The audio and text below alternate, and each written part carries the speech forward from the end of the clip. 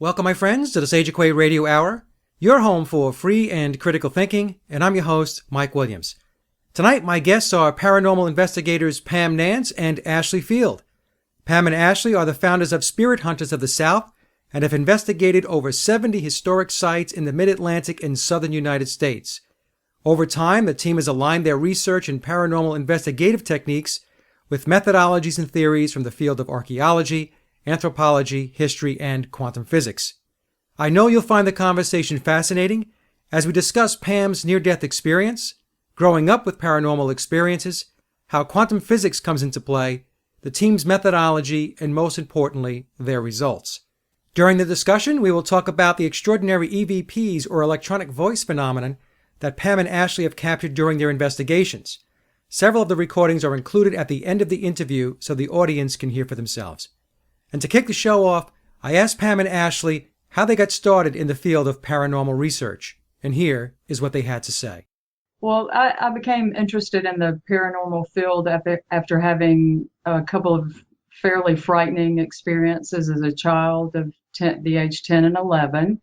They were sort of situations that my parents couldn't explain. They told me I was dreaming, but I know that it was not a dream. And so I never forgot those two experiences, and I've continued to have unique experiences as a teenager with an out-of-body experience, and then in my 20s as a near-death experience, and then sort of experiential encounters of paranormal type in the home that I currently live in. And so it's just kind of been a part of my life since I can remember. And my mom told us ghost stories when I was a little child, and it's just been a very natural part of my life that doesn't frighten me. It just intrigues me and makes me want to learn more about what it is we're actually dealing with. And you had an NDE, Pam?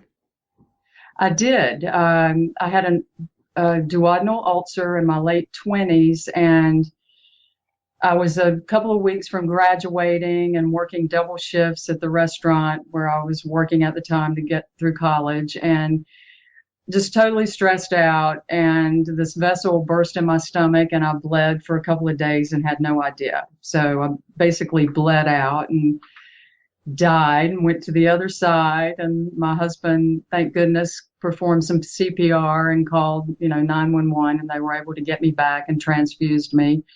But I just went off to a beautiful green valley, and it's indescribable. The accounts that you hear, truly, that's how it is. You cannot describe the color, just the feelings that you get there. It was quite amazing. I did not want to come back. I didn't encounter any deceased loved ones. There were only animals there for me. And we had a 14-year-old Rottweiler that died 2 days before my experience. And she was actually there. And she was young and happy and wagging her tail. And I could feel her head under my hands as I petted her. And it was very real. I have no doubt that I went to that place. And, coming back here after that, it just everything seemed so plain and Anticlimactic. yeah, exactly.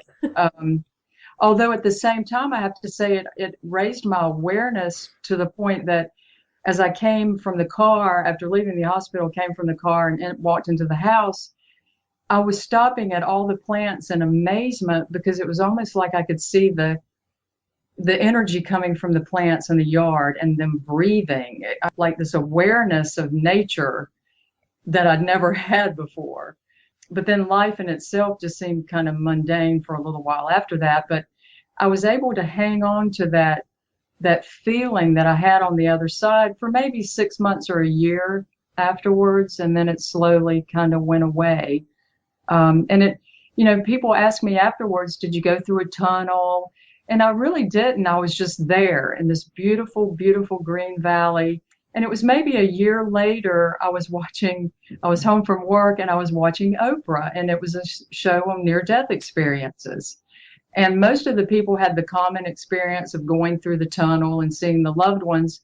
But one woman described the exact same experience that I had of being in this valley with a huge tree and snow-capped mountains and animals. And so I think she and I went to the same place. I don't know what that means, that we only encountered animals. But that I really liked that. That validated, my experience.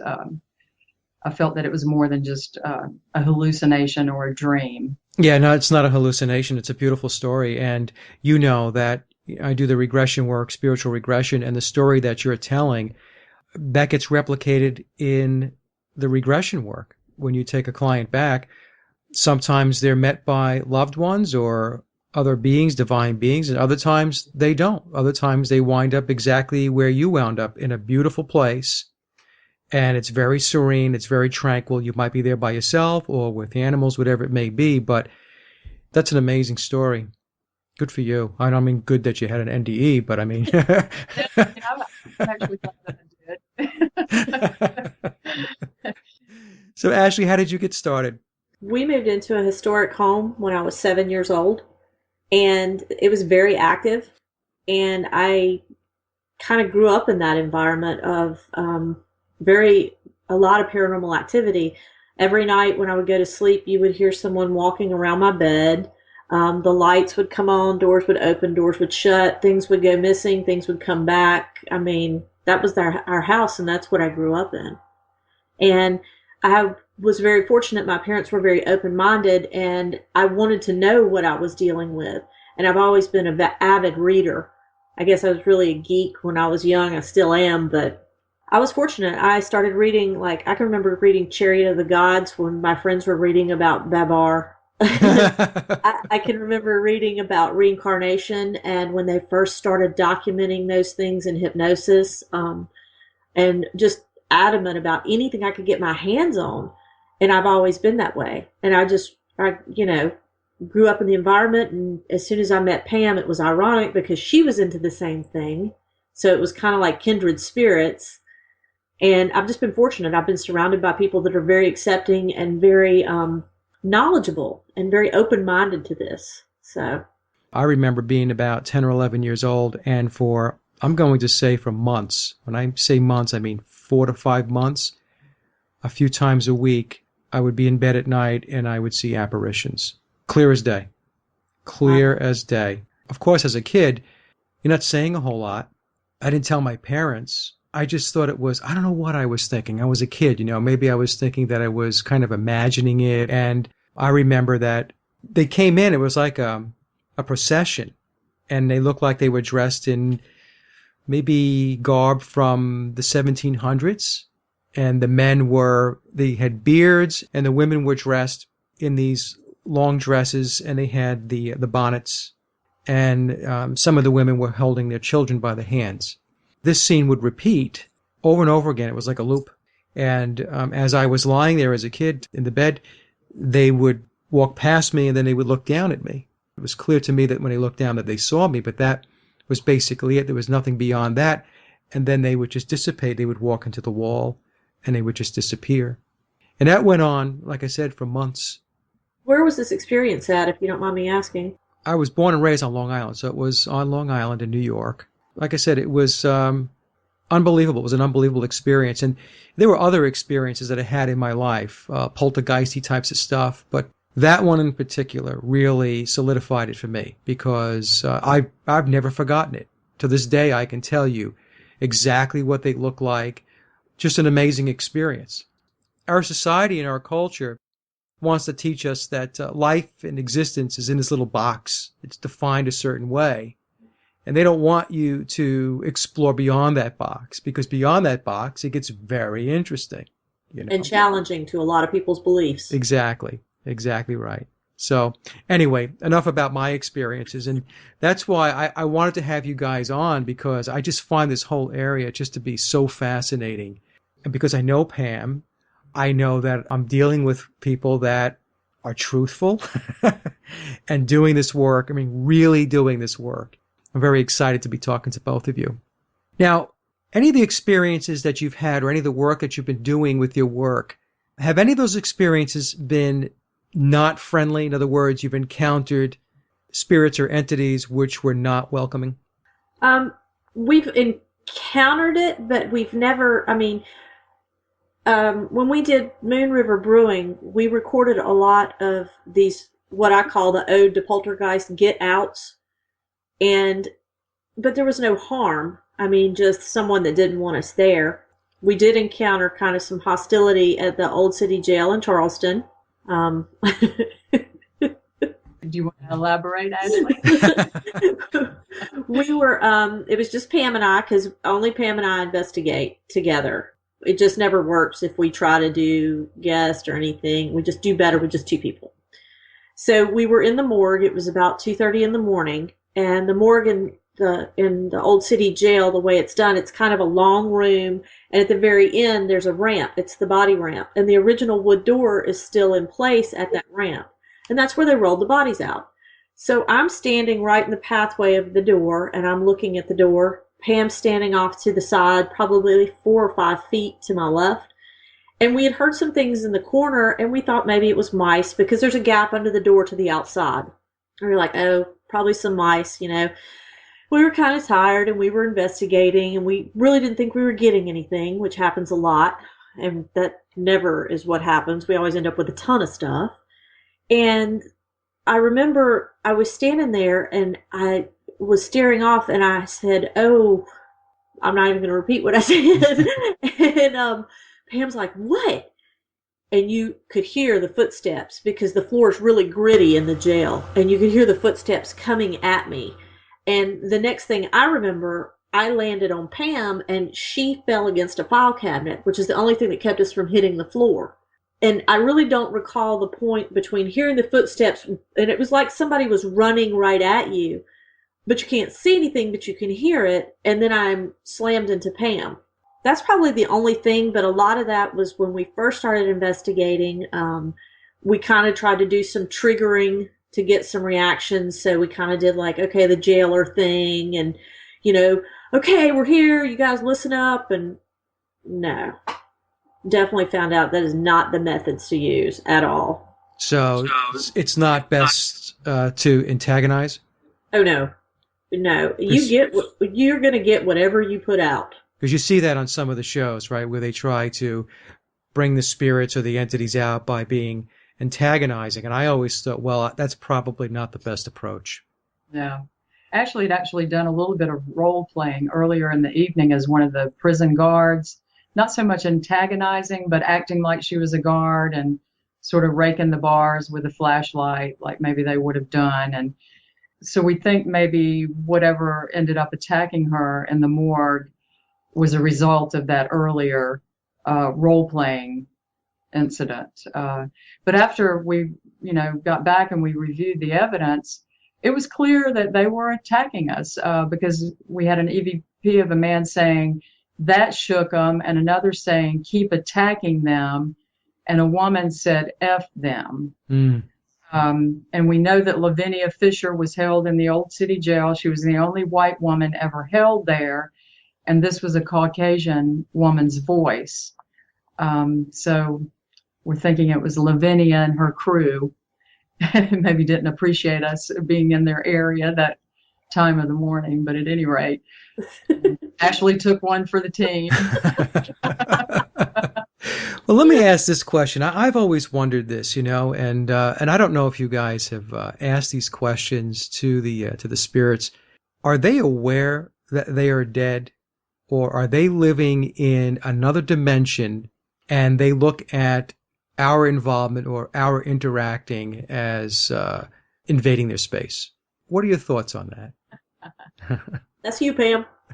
We have some pretty strong thoughts in that area. We're really like formulating our theories, and we've done a lot of research into quantum physics, and we're actually collaborating with some physicists and bouncing ideas off. But we do think that there are multidimensional beings that possibly aren't dead. So now we're actually stepping away from the entire idea that they're a ghost. Mm-hmm. These are trapped dead people. Yeah, in fact, when we do our public speaking, we usually start off by saying we don't believe in ghosts. Okay.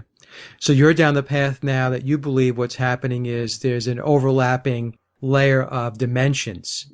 Is that where you're going with this? Where we, Much, maybe not really overlapping, but parallel, and sort of the multiverse yeah, model where their quantum timelines stacked or laid against each other, okay.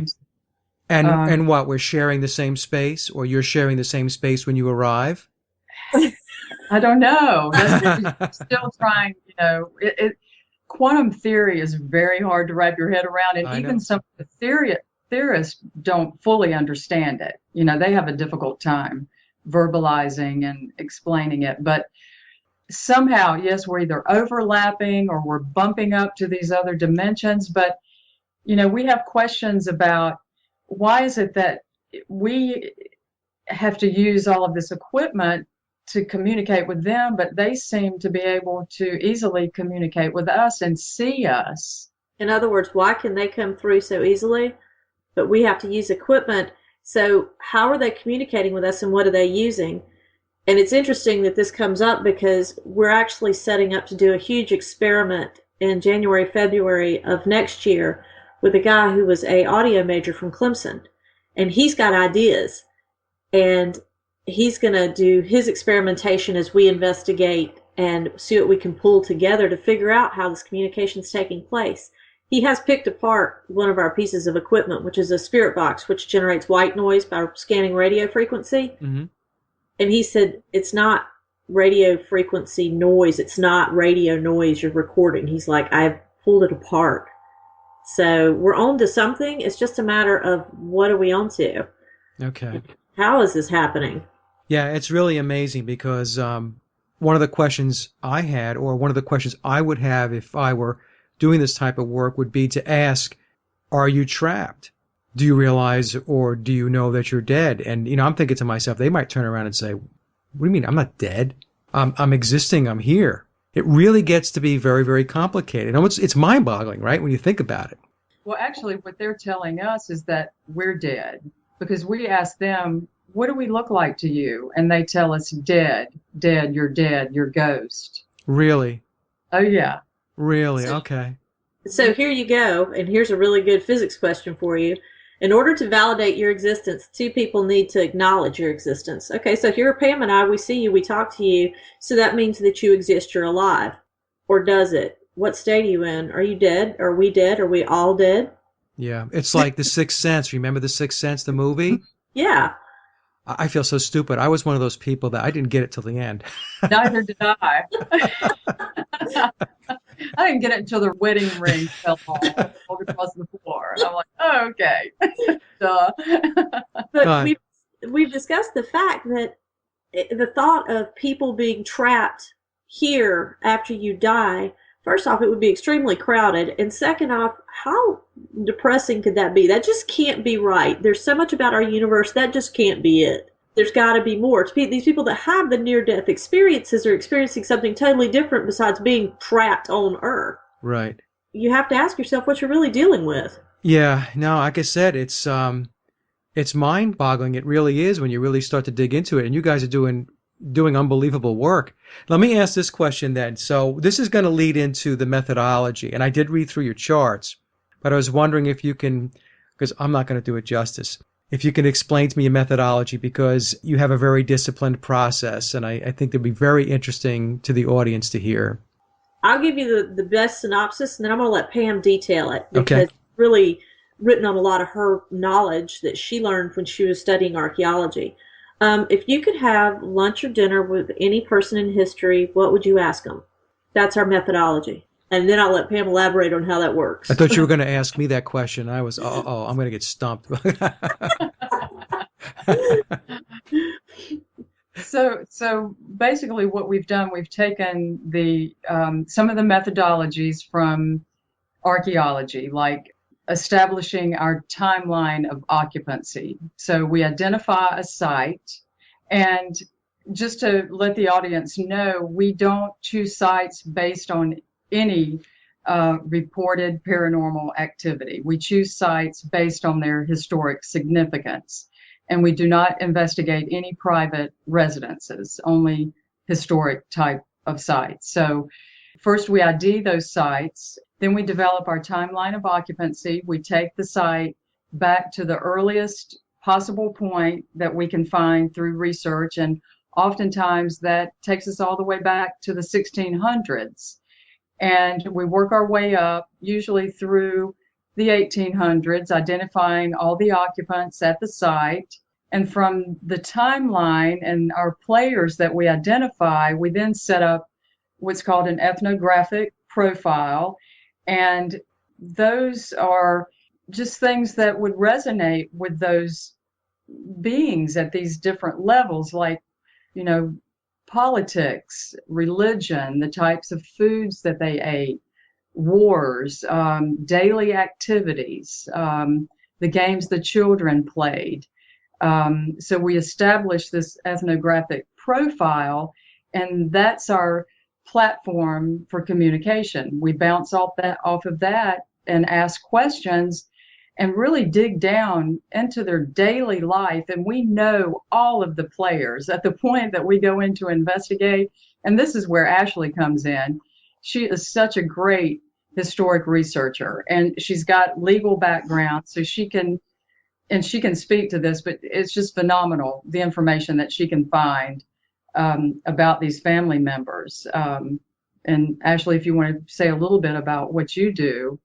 So where do you go for that, Ashley? I was going to ask, so when you do the background, do you go to local libraries? Is it online? How do you do that? The majority of the things I have found, fortunately, are online. Some of it I'm building a actual physical library of books as well, because a lot of times while I'm doing the research on the internet, I've also ordered books that I've found that pertain to the subject, the families, whatever it may be, and I'm cross-referencing into that. The basic start is a title search. Title search the land. Start out, figure out who owned it, who really established an occupancy on that land, and begin there. And then you start looking at the families that live there. And you want to research the families, and you want to do more than Ancestry.com is a great site, but there's a lot of information that's incorrect on it.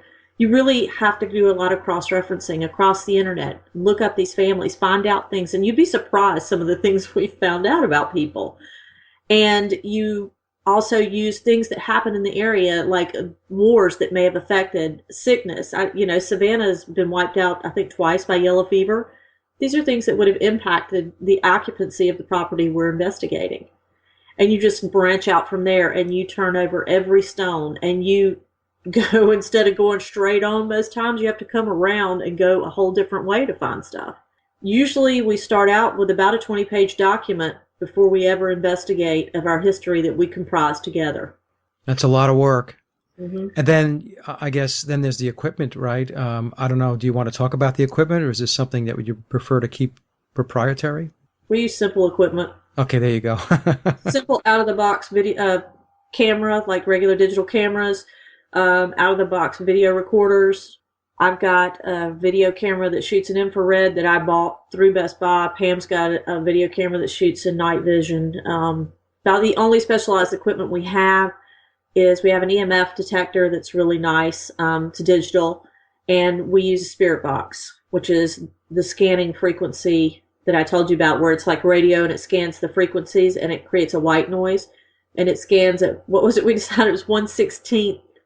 No, I think 1/1000th of a second. Yeah, 1/1000th of a second scan rate. So it's so fast.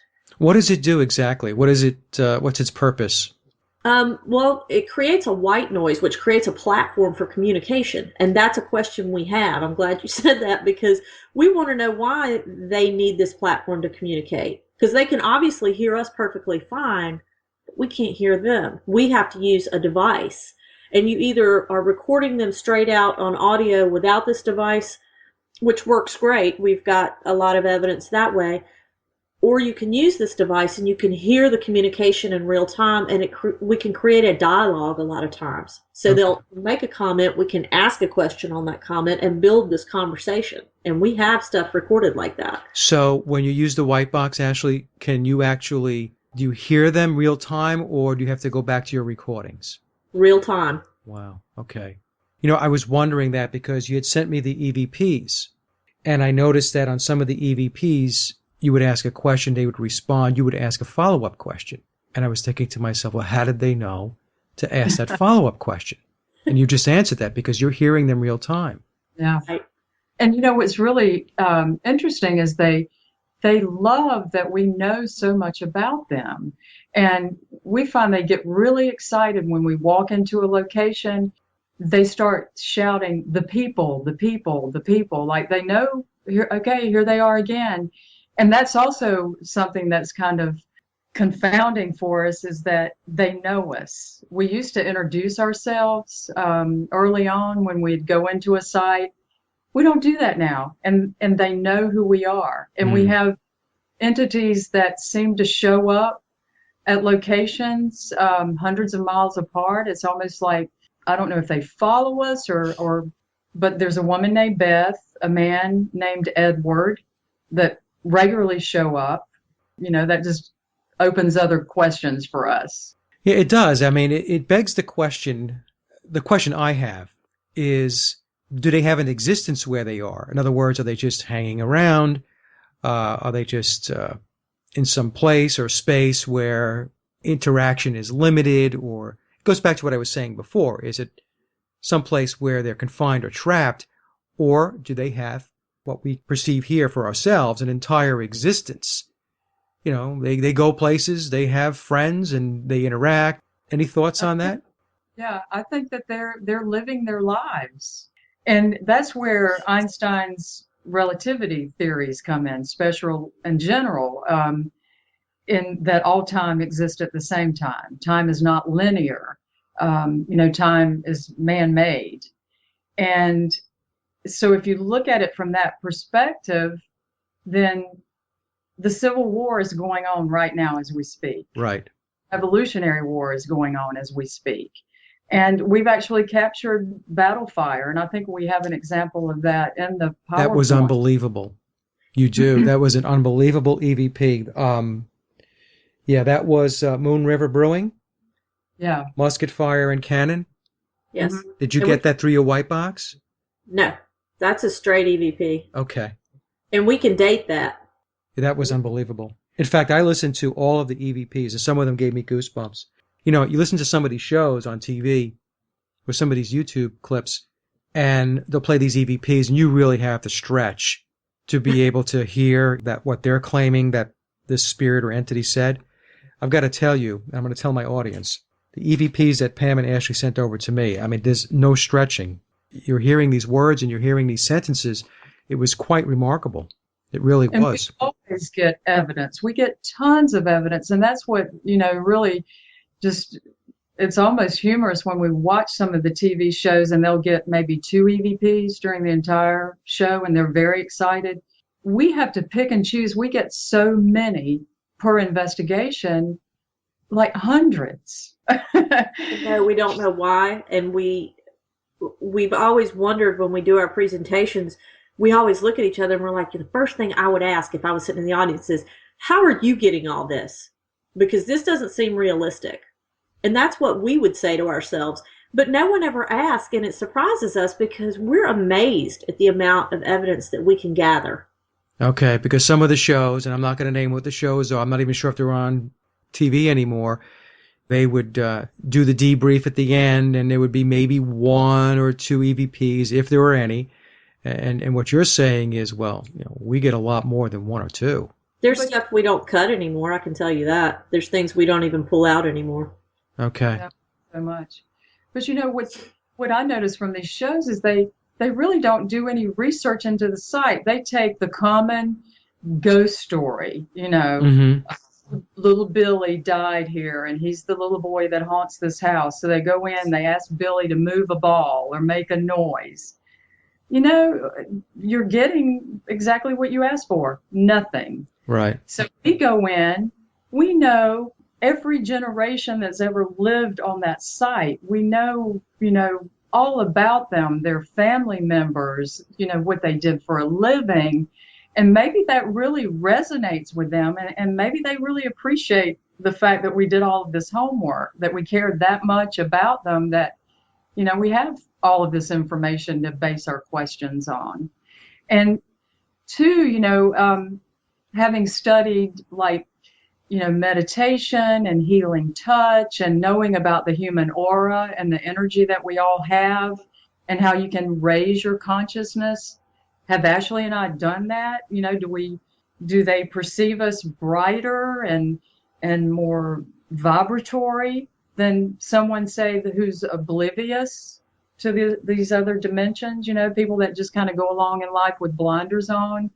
Maybe they're not as brightly shining. I don't know. So maybe a higher vibrational state. Yeah. As I mentioned before, I use the term opens the aperture, widens the spectrum of what it is that you can experience. So those that are at a lower vibrational state, it's more confined, right? Exactly. If you're confined, then you're not going to see as much as somebody that's opened up. Very interesting. And you talked about this being really now time, right? It's happening concurrently in parallel because we have linear time here and we think in terms of this was in the past. But what you're experiencing is the possibility that, as you mentioned about quantum physics, is it's all taking place right now. Exactly. Really, truly amazing. It really is.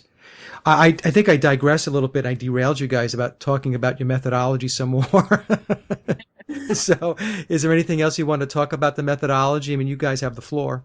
I guess just the bottom line is that we validate, correct, and reveal history at all the sites that we go. It's not really to prove any kind of haunting. We just really want to be able to learn about the history of these people. And we'll get into the slides and the EVPs, but one great example is this Josiah Bell house in Beaufort, where we discovered this attic had been used as an underground railroad. So that's kind of what these couple of EVPs pertain to. Okay. So that's like revealing history.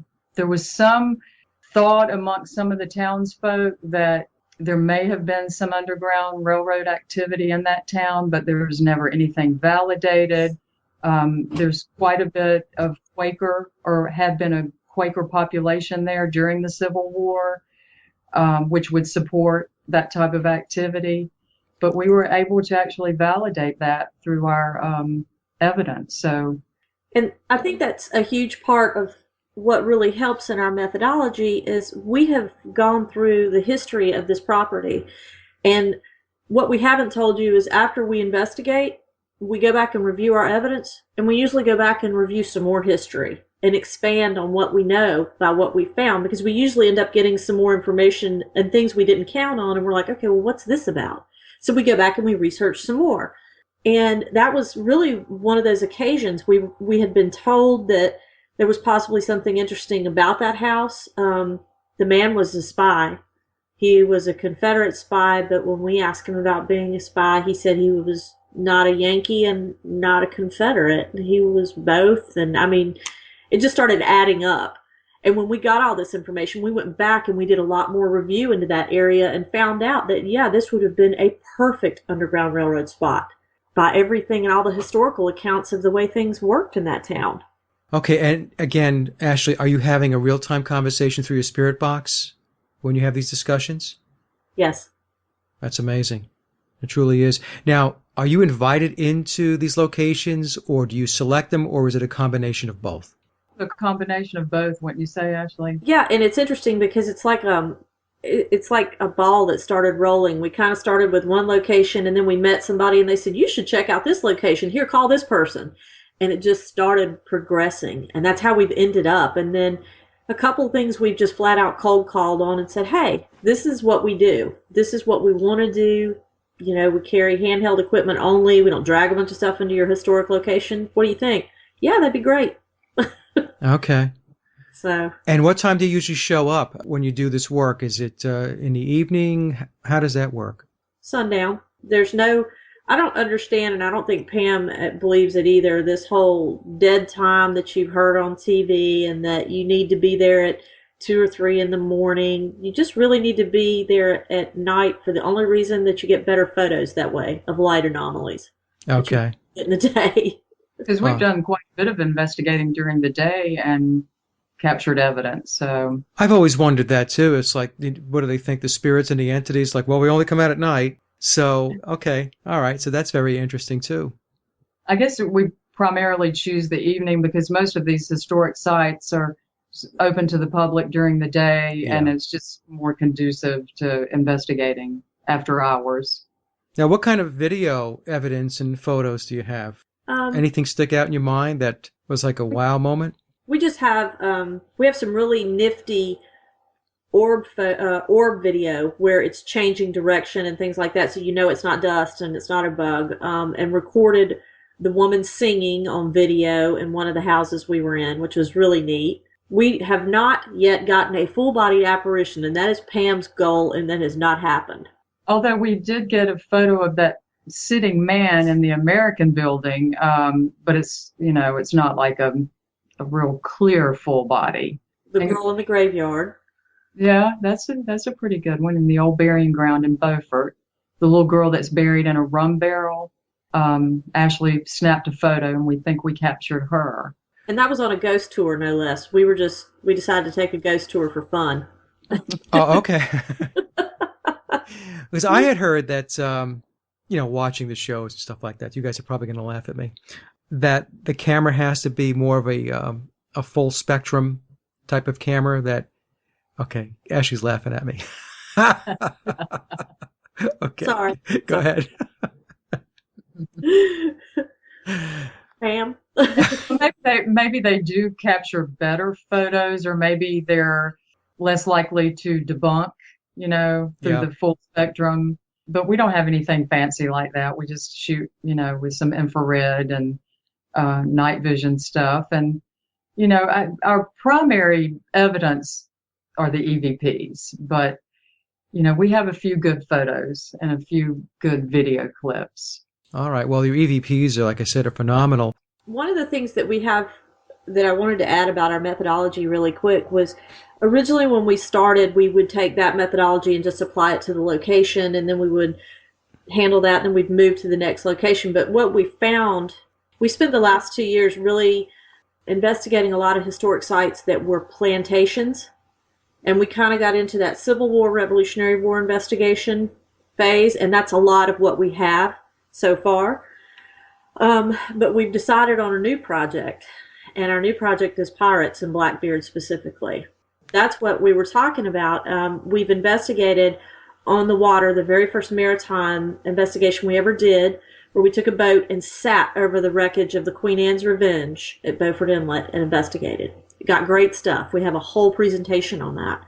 The next investigation will take place at Ocracoke, and the one after that will take place in Bath, North Carolina, where he supposedly lived. So we really have learned one thing about ourselves. We're really tenacious about getting the information we want. We have a lot of questions that we want answers to. The next time you guys do a presentation, and if it's local enough, let me know, and I would love to attend. I really would. Oh, okay. Yeah, I'm great. serious. Yeah. Yeah, we actually already have some ideas formulated about our third phase of investigations, and we've decided we're going to tackle like the Indian mounds that come through Georgia, South Carolina, North Carolina, and Tennessee. And many of those have been attributed, or the majority have been attributed to like the early American Indians, like the Mississippian period and the early woodland culture. But we just investigated the lower Chattahoochee River Valley and came away with evidence that indicates it's actually Maya, that it was early Mesoamericans that came into North America and built these mounds. And there is some archaeological support for that, in that Maya pottery have been found at the very earliest levels of these digs. Okay. And so that's kind of going to be our phase after the pirate thing. We're going to go even further back into history. These sites date 300 to 600 AD. So we're looking out to the future. We're already planning that out to like next, fall of 2015. So you might be rewriting the history books. Yeah. Well, yeah, we've been able to do that with a couple of locations already. So, we discovered the Underground Railroad in Beaufort. We discovered a Union blockade in a Confederate house in North Carolina. And that was really cool. That was probably one of our first biggest discoveries. And it was just phenomenal because, you never know what you're going to get. And we came away with this these EVPs and blockade, keep it open, halt, aim for his heart. And then, what about those Yankees? That's what Pam asked. And they said, oh, wonderful. And then you heard a guy in a real Southern accent go, F you. So we're like, what is going on here? And then, are you a Yankee or are you Confederate? And I don't know. And things like this that came out of the house. And the upfront research yielded that it had been a Confederate household. 2 children in the household had gone to war as Confederate soldiers. One had been killed, one came home wounded. The house was located at the beginning of Hampton Road, which was the road south into Salisbury. And Salisbury was the munitions plant for the Confederacy. And we kind of knew these things, but then when we got that information, we went back and reviewed again and started digging through the history and found out that Stoneman had run his raids through there while Sherman came down the coastal area. And Stoneman's goal was to get to Salisbury and blow that plant and free all of the prisoners, because it was also a really bad prison camp. And basically, you would have blockaded that area because it would have broke the supply lines to Gettysburg for the Confederacy. So we put together through history and the evidence that we got something that no one knew about that area that was just killer. Yeah, that's amazing. It really is. Absolutely amazing. Now, you said you do your presentations. What types of presentations do you do? Where do you go? Well, we were invited to the Rhine Research Center. We went down to Duke University in July and presented our methodology PowerPoint. And I think that was the first time they've had actually invited paranormal people in. They're starting to kind of look into this area.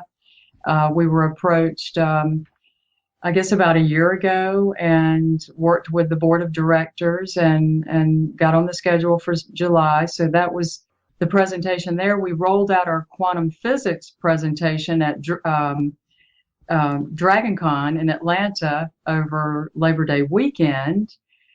We presented a couple of different presentations at Atomicon in Charleston just this past weekend.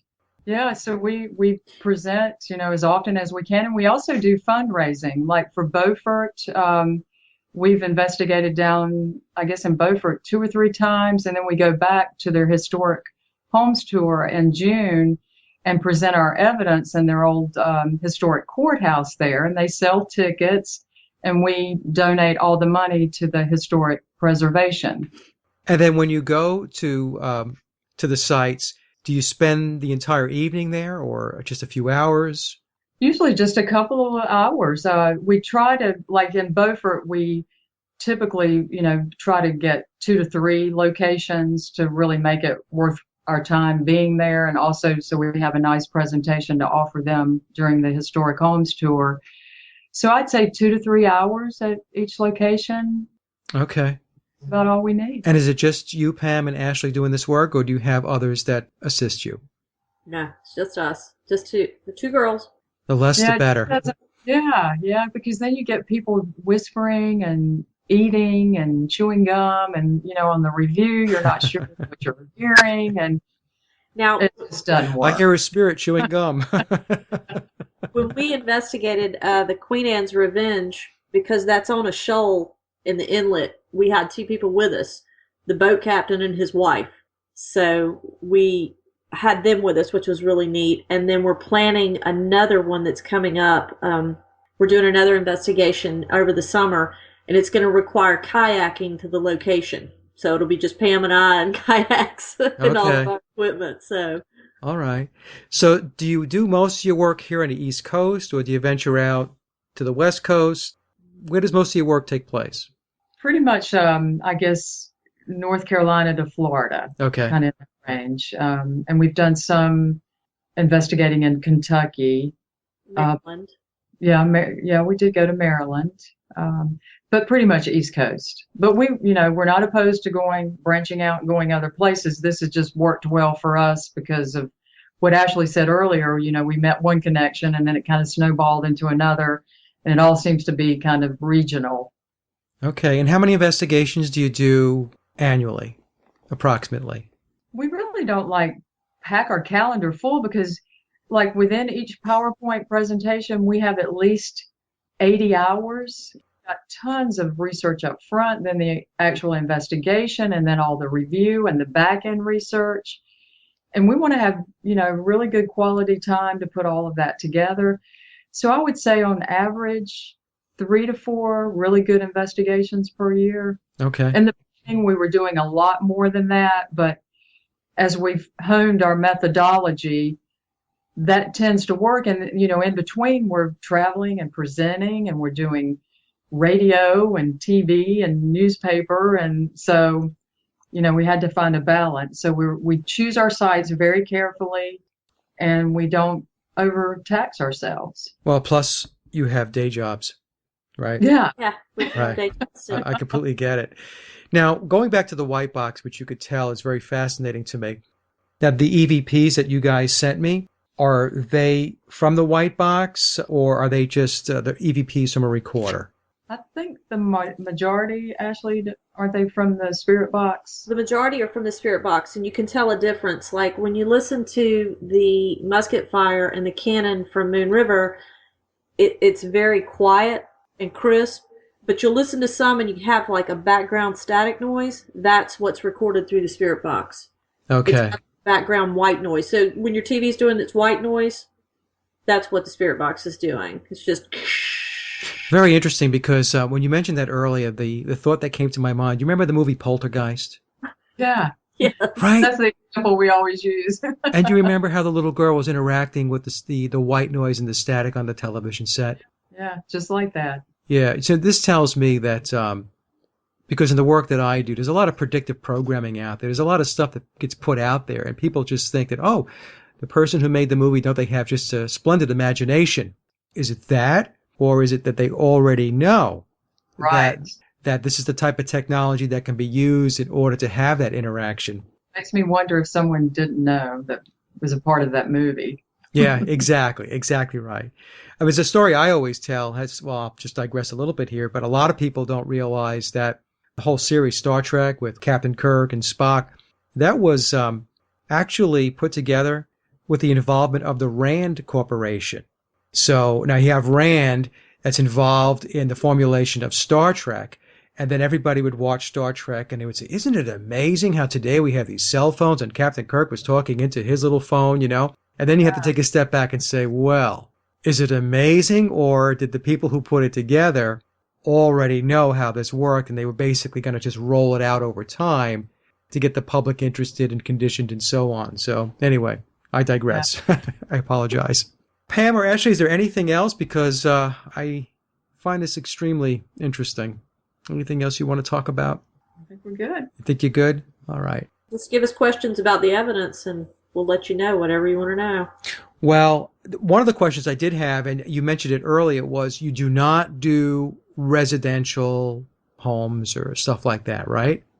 No. Okay, but I just want to make that clear, because when this goes out on YouTube, it's going to be a lot of people. I want the ladies to come to my house, so you don't do that work. All right, just want to make no, sure. we don't. And I think, Mike, when I first met you, I was involved in a case that involved this little girl. Do you remember that story? Yes, I do remember the story. That's why we no longer do the residential case. Okay. It's way too intense. That was the last residential case that we took. Talking about residential, just as you're speaking, Pam, I've had, even in my house here, I've had a couple of situations where there's two specifically. I remember when I first moved in, I was downstairs and I was watching TV. And then I would hear this banging around, this walking around upstairs. And I just moved into the house, maybe I was there a couple of weeks. And at first, you're thinking, what is that? I would turn the TV off, or I would mute it, and it would go away. And I would put it back on, and it would crank up again. So it's almost like, and maybe do you find this in your work? It's almost as if sometimes they toy with you. They know what you're doing, It's like, oh, wait for him to put it on mute, then we'll stop.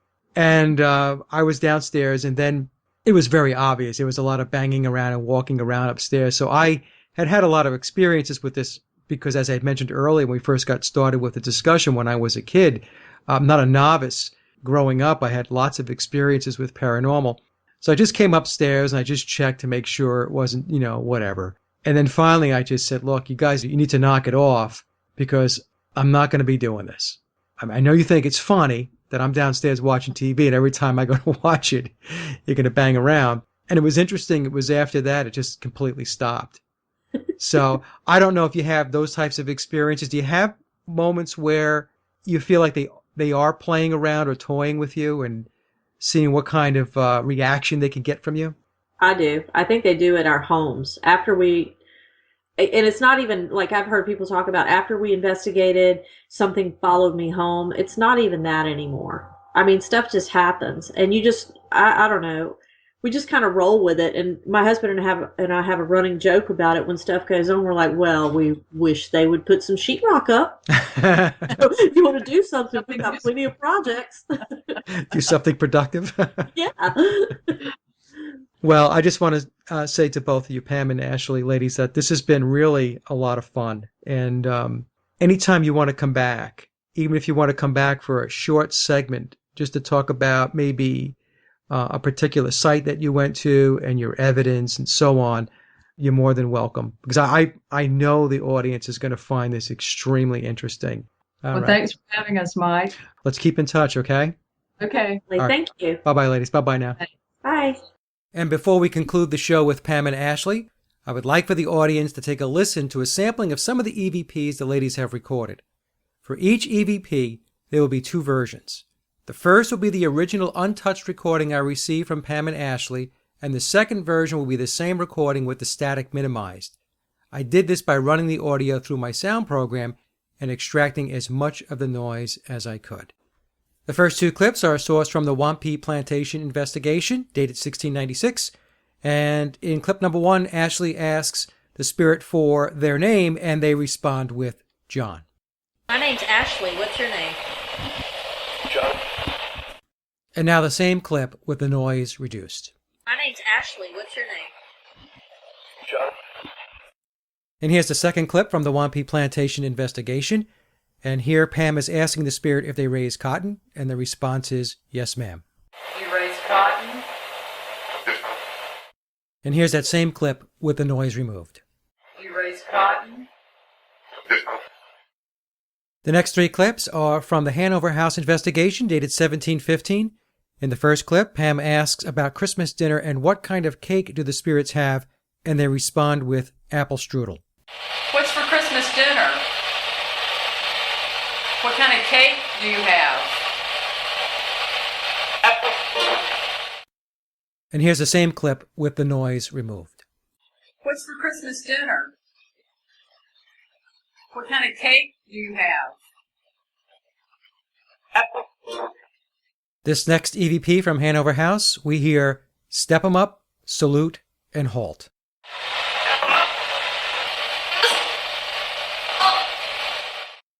And now the same clip with the noise removed.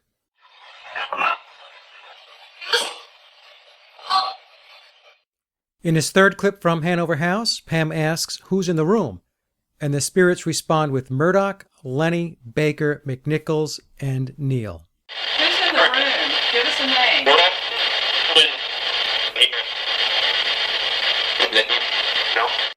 And here's the same clip with the noise removed. Who's in the room? Give us a name.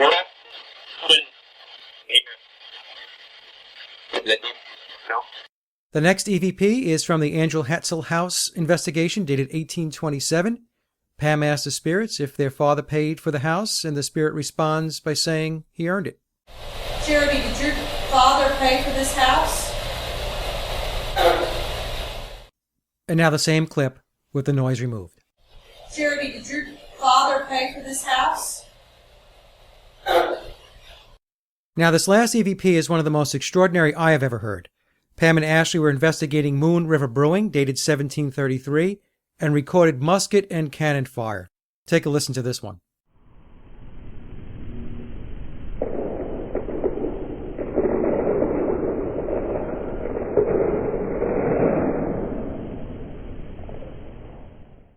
And now the very same clip with the noise removed.